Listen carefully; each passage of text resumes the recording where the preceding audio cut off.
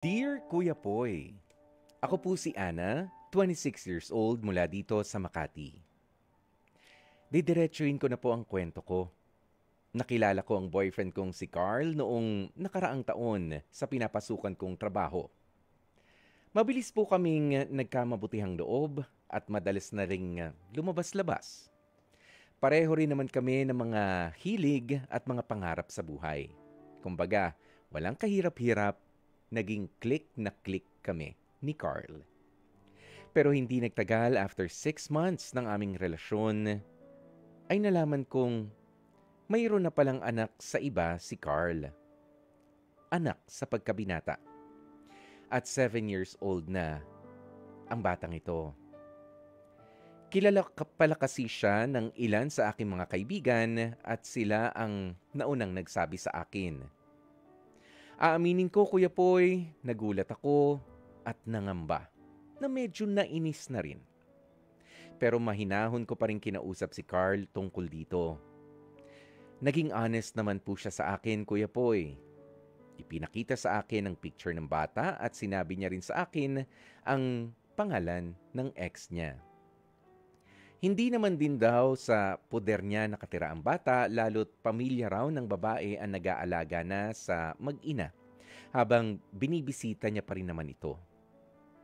Wala namang kaso sa akin yon, Kuya Poy, na meron siyang anak sa pagkabinata. Dito ko pa nga mas napagtanto kung gaano ko kamahal si Carl at handang tanggapin ang kanyang nakaraan. Sa ngayon, 1 taon na po kaming mag-boyfriend at mag-girlfriend ni Carl. Nakukonsensya po ako. Kasi hindi ko pa rin siya magawang ipakilala sa pamilya ko at sabihing may anak na siya sa pagkabinata. Hindi naman po kami yung ganoong kakonserbatibong pamilya, Kuya Poy. Sadyang kilala ko lang talaga ang pamilya ko na may masasabi at masasabi sila sa boyfriend ko, lalo't ito ngayon ang dinaranas mismo ng kapatid ko na nagpakasal sa may anak na rin mula sa iba. Ang kapatid ko ang laging nagiging sentro ng mga usapin tuwing family gathering. Lagi siyang nasisilip, laging nasusumbatan, at ang pag-aasawa niya ang lagi na lang nagiging parabang pulutan.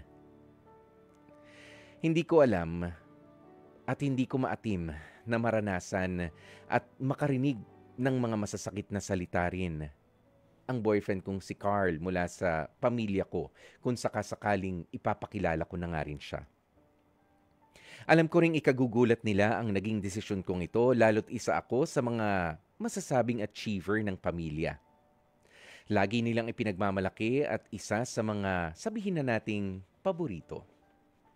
Alam kong oras na sabihin ko sa kanila ang background ng boyfriend ko ay tiyak na ikagugulat nila ito at ikasasama rin ng loob sa akin ng aking mga magulang. Kasama na rin sina Lolo at si Lola. Sa ngayon, Kuya Poy, ay hindi pa naman ganoong ipinagtataka rin ni Carl kung bakit hindi ko pa rin siya inihaharap at ipinakikilala sa aking pamilya. Pero nami-meet niya na rin naman ang ilan sa aking mga kapatid na lalaki. Never nga lang ang parents at ang iba ko pang mga kamag-anakan. Pero sa oras na magtanong si Carl, Kuya Poy, ay hindi ko alam kung papaano ko nga ba ipaliliwanag ito sa kanya. Mahal ko ang boyfriend ko at willing naman akong ipakilala siya sa pamilya ko. Sadyang hindi pa lang ako makahanap ng tamang tiyempo kung kailan ko gagawin ito. At hindi ko rin alam kung magiging ready na nga ba ako sa mga salitang matatanggap ko mula sa pamilya ko. Hanggang dito na lamang ang aking kwentong ibabahagi sa inyong programang Heart to Heart. At sana nga ay lalo pang dumami ang inyong mga tagapakinig at tagapanood. More power pa. Lubos na gumagalang, Ana. Dear Kuya Poy, Mga kapatid, narinig nga po natin ang kwentong ito ni Ana kung saan ay in a relationship siya sa isang tao na meron ng anak sa pagkabinata. Pero alam nyo, wag na natin pahabain pa ng pahabain ang ating mga sasabihin. Wala kasing ibang paraan. Kung gusto mo nang ipakilala ang boyfriend mo, Ana, walang ibang paraan kundi ang iharap mo siya. Oo, doon sa katotohanan. Meron at merong masasabi. Sabi mo nga, pinangungunahan mo na sila, pero wala naman sila magagawa doon sa katotohanan na meron ng anak si Carl doon sa nauna niyang naging nobya. Ang importante rito ay ginagampanan din ba? Ito yung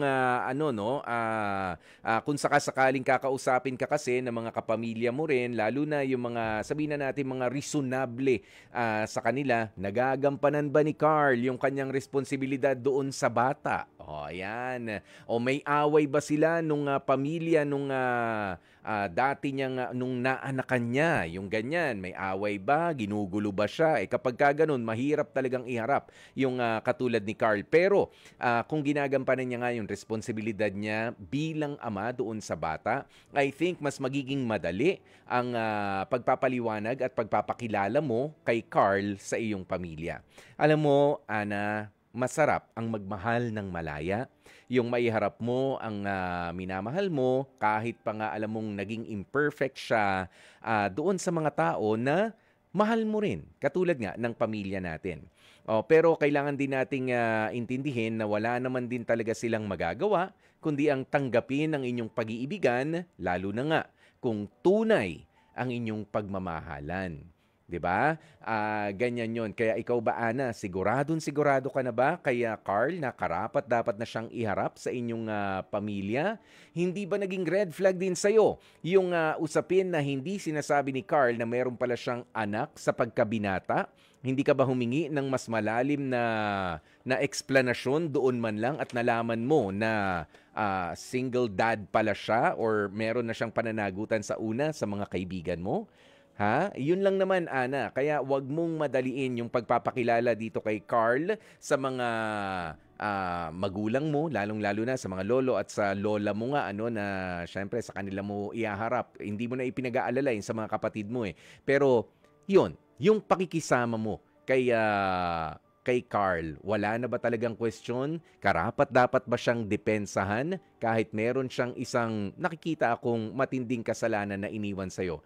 Hindi siya naging fully honest at hinintay niya na malaman mo pa sa iba kung ano talaga yung pagkatao niya. Hindi ba red flag yan sa'yo? Kung may paliwanag siya na magiging kampante ka naman sa magiging sagot niya, okay, pakilala mo siya. Pero kapag meron siyang paliwanag pero hindi mo rin maintindihan, bakit hindi mo sinabi sa akin ito bago tayo pumasok sa isang relationship? Mag-isip-isip ka muna, Ana. Huwag muna yung ilalaban mo si Carl sa pamilya ang problemahin mo.